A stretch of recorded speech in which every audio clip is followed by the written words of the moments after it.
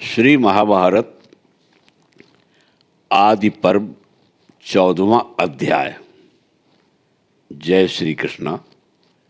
उग्र श्रवा जी कहते हैं, तदंतर वे कठोर व्रत का पालन करने वाले ब्राह्मण भार्या की प्राप्ति के लिए इच्छुक होकर पृथ्वी पर सब ओर विचरने लगे, किंतु उन्हें पत्नी की उपलब्धि नहीं हुई।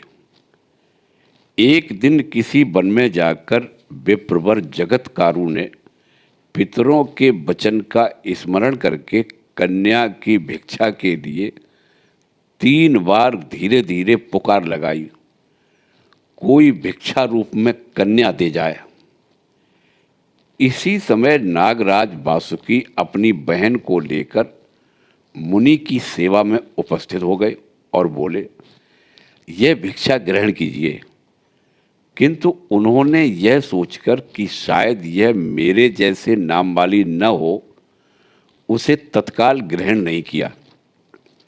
उन महात्मा जगतकारु का मन इस बात पर स्थिर हो गया था कि जैसे मेरे नाम वाली कन्या यदि उपलब्ध हो तो उसी को पत्नी रूप में ग्रहण करूं। ऐसा निश्चय करके परम बुद्धिमान एवं महान तपस्वी जगतकारु ने पूछा, नागराज, सच सच बताओ, तुम्हारी इस बहन का क्या नाम है? वासुकी ने कहा, जगतकारु, यह मेरी छोटी बहन जगतकारु नाम से ही प्रसिद्ध है। इस सुंदर कटि प्रदेश वाली कुमारी को पत्नी बनाने के लिए मैंने स्वयं आपकी सेवा में समर्पित किया है, इसे स्वीकार कीजिए। द्विजश्रेष्ठ, यह बहुत पहले से ही आप ही के लिए सुरक्षित रखी गई है, अतः इसे ग्रहण करें। ऐसा कहकर वासुकी ने वह सुंदरी कन्या मुनि को पत्नी रूप में प्रदान की। मुनि ने भी शास्त्रीय विधि के अनुसार उसका पाणी ग्रहण किया। उग्र श्रवा जी कहते हैं, ब्रह्मवेत्ताओं में श्रेष्ठ शौनक, पूर्व काल में नाग माता कद्रु ने सर्पों को यह शाप दिया था कि तुम्हें जन्मेजय के यज्ञ में अग्नि भस्म कर डालेगी। उसी शाप की शांति के लिए नागप्रवर वासुकी ने सदाचार का पालन करने वाले महात्मा जगतकारु को अपनी बहन ब्याह दी थी।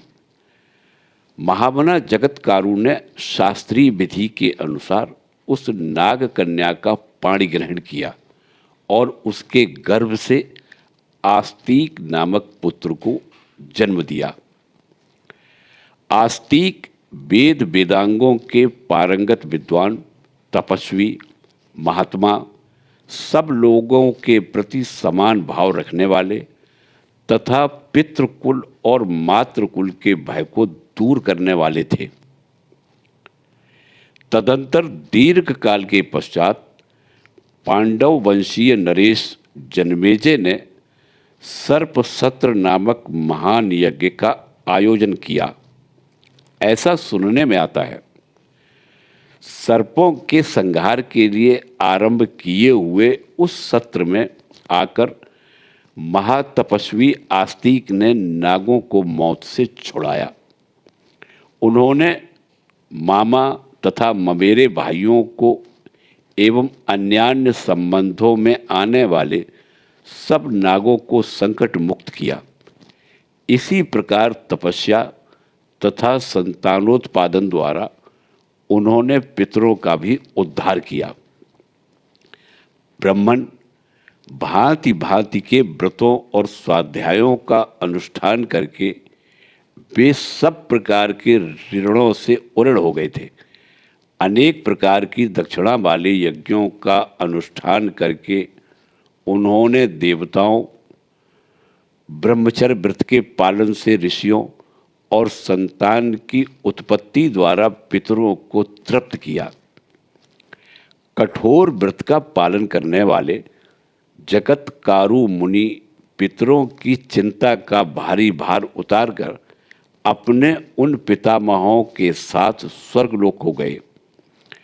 आस्तिक जैसे पुत्र तथा परम धर्म की प्राप्ति करके मुनिवर जगतकारु ने दीर्घ काल के पश्चात स्वर्गलोक की यात्रा की।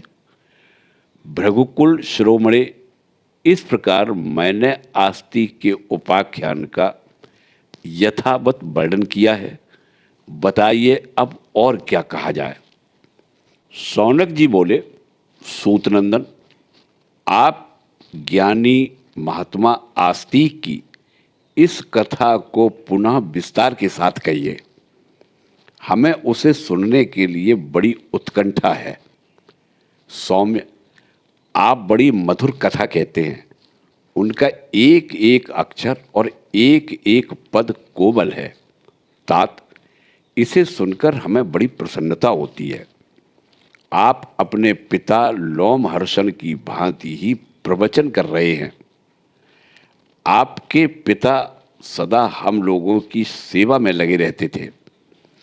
उन्होंने इस उपाख्यान को जिस प्रकार कहा है उसी रूप में आप भी कहिए।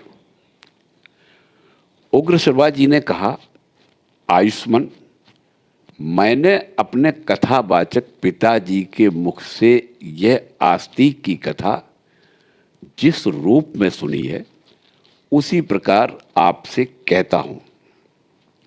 ब्राह्मण, पहले सतयुग में दक्ष प्रजापति की दो शुभ लक्षणा कन्याएं थीं, कद्रु और बिनता।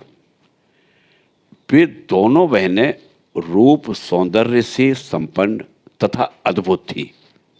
अनग, उन दोनों का विवाह महर्षि कश्यप के साथ हुआ था।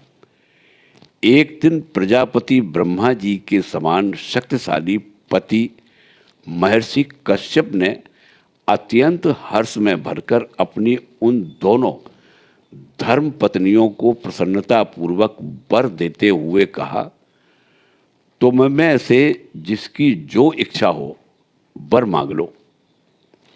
इस प्रकार कश्यप जी से उत्तम वरदान मिलने की बात सुनकर प्रसन्नता के कारण उन दोनों सुंदरी स्त्रियों को अनुपम आनंद प्राप्त हुआ। कद्रु ने समान तेजस्वी 1000 नागों को पुत्र रूप में पाने का वर मांगा। विनता ने बल, तेज, शरीर तथा पराक्रम में कद्रु के पुत्रों से श्रेष्ठ केवल 2 ही पुत्र मांगे। विनता को पतिदेव ने अत्यंत अभीष्ट 2 पुत्रों के होने का वरदान दे दिया। उस समय विनता ने कश्यप जी से एवमस्तु कहकर उनके दिए हुए वर को शिरोधार्य किया। अपनी प्रार्थना के अनुसार ठीक वर पाकर वह बहुत प्रसन्न हुई। कद्रु के पुत्रों से अधिक बलवान और पराक्रमी 2 पुत्रों के होने का वर प्राप्त करके विनता अपने को कृतकृत्य मानने लगी। समान तेजस्वी 1000 पुत्र होने का वर पाकर कद्रु भी अपना मनोरथ सिद्ध हुआ समझने लगी। वरदान पाकर संतुष्ट हुई अपनी उन धर्म पत्नियों से यह कहकर कि तुम दोनों यत्नपूर्वक अपने अपने गर्भ की रक्षा करना, महातपस्वी कश्यप जी वन में चले गए। ब्राह्मण, तदंतर दीर्घ काल के पश्चात कद्रु ने 1000 और विनता ने 2 अंडे दिए। दासियों ने अत्यंत प्रसन्न होकर दोनों के अंडों को गर्म बर्तन में रख दिया।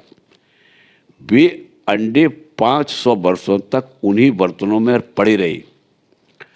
तत्पश्चात 500 वर्ष पूरे होने पर कद्रु के 1000 पुत्र अंडों को फोड़कर बाहर निकल आए, परंतु विनता के अंडों से उसके 2 बच्चे निकलते नहीं दिखाई दिए। इससे पुत्रार्थिनी और तपस्विनी देवी विनता सौत के सामने लज्जित हो गई। फिर उसने अपने हाथों से एक अंडा फोड़ दिया। फूटने पर उस अंडे से विनता ने अपने पुत्र को देखा। उसके शरीर का ऊपरी भाग पूर्ण रूप से विकसित एवं पुष्ट था, किंतु नीचे का आधा अंग अभी पूरा रह गया था। सुना जाता है उस पुत्र ने क्रोध के आवेश में आकर विनता को शाप दे दिया, मां, तूने लोभ के वशीभूत होकर मुझे इस प्रकार अधूरे शरीर का बना दिया है। मेरे समस्त अंगों को पूर्णता विकसित एवं पुष्ट नहीं होने दिया है। इसलिए जिस सौत के साथ तू लाग डांट रखती है, उसी की 500 वर्षों तक दासी बनी रहेगी। और मां, यह जो दूसरे अंडे में तेरा पुत्र है, वही तुझे दासी भाव से छुटकारा दिलाएगा। किंतु माता, ऐसा तभी हो सकता है जब तू इस तपस्वी पुत्र को मेरी ही तरह अंडा फोड़कर अंगहीन या अधूरे अंगों से युक्त नहीं बना देगी। इसलिए यदि तू इस बालक को विशेष बलवान बनाना चाहती है, तो 500 वर्ष के बाद तक तुझे धैर्य धारण करके इसके जन्म की प्रतीक्षा करनी हो चाहिए। इस प्रकार विनता को शाप देकर वह बालक अरुण अंतरिक्ष में उड़ गया। ब्राह्मण तभी से प्रातःकाल प्राची दिशा में सदा जो लाली दिखाई देती है, उसके रूप में विनता के पुत्र अरुण का ही दर्शन होता है। वह सूर्यदेव के रथ पर जा बैठा और उनके सारथी का काम संभालने लगा। तदंतर समय पूरा होने पर सर्प संहारक गरुण का जन्म हुआ। भृगुश्रेष्ठ, पक्षीराज गरुण जन्म लेते ही क्षुधा से व्याकुल हो गए और विधाता ने उनके लिए जो आहार नियत किया था, अपने उस भोज्य पदार्थ को प्राप्त करने के लिए माता विनता को छोड़कर आकाश में उड़ गए। इस प्रकार श्री महाभारत आदि पर्व के अंतर्गत आस्तिक पर्व में सर्प आदि की उत्पत्ति के से संबंध रखने वाला 16वां अध्याय पूरा हुआ। जय श्री कृष्णा।